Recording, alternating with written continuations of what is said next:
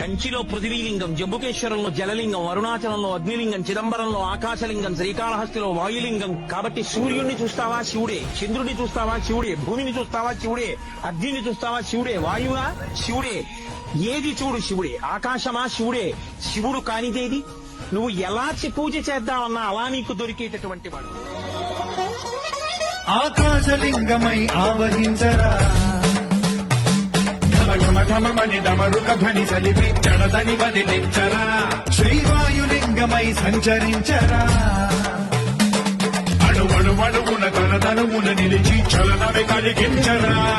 భస్మం